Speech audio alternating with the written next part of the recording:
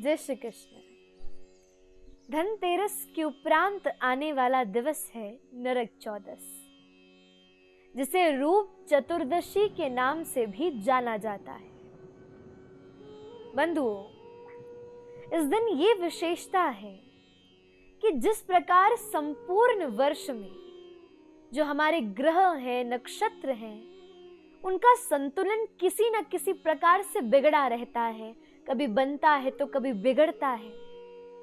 लेकिन इस दिन 4 मुंह वाला दीपक जलाकर उसे प्रज्वलित करने से मानो हमारे ग्रह शांत होते हैं, और यमराज जी के सामने ये दीपक प्रस्तुत करने से अकाल मृत्यु से व्यक्ति की निवृत्ति होती है।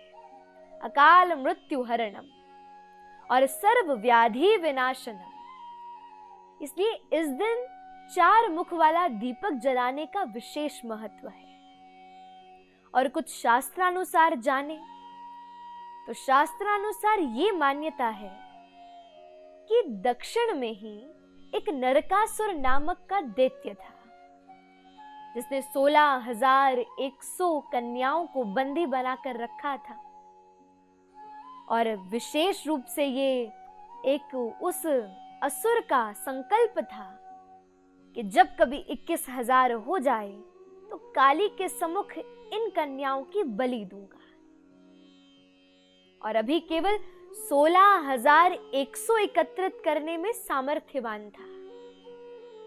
लेकिन जैसे ही संभावना बढ़ती गई और जब वो कन्याएं पीड़ित हो गई, दुखी हो गई, खूब कष्ट में आई, तो तब उन्होंने निवेदन कर ठाकुर जी को अपना ये भाव पहुंचाया, श्री द्वारिकाधीश को।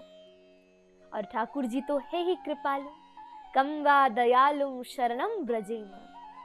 जानते ही और सत्यभामा ने जैसे ही जाना, सोई सत्यभामा ने प्रभु से निवेदन किया कि प्रभु, आपको उन कन्याओं की रक्षा करना निश्चित अनिवार्य है। आप जाइए, जाकर निश्चित उन कन्याओं को लेकर आइए। तब ठाकुर जी गए, नरकासुर के शीश का उच्छेदन कर दिया और उसी क्षण वो 16,100 कन्याओं को लेकर आए। और भागवत अनुसार ठाकुर जी ने एक संग उन 16,100 कन्याओं को संसार में एक प्रतिष्ठित स्थान प्रदान करने के लिए उनसे विवाह भी किया। इसलिए नरकासुर का वध करने से इस दिन को विशेष रूप से नरक चौदस के नाम से जाना जाता है। और जिस प्रकार आप सब अवगत हैं, कल का दिन दीपावली का है।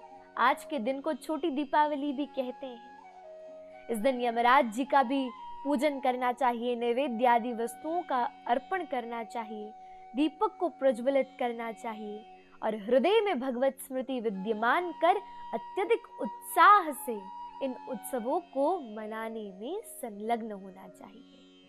पुनः आप सबको इस छोटी दीपावली की खूब खूब हार्दिक शुभकामना। जय श्री कृष्ण।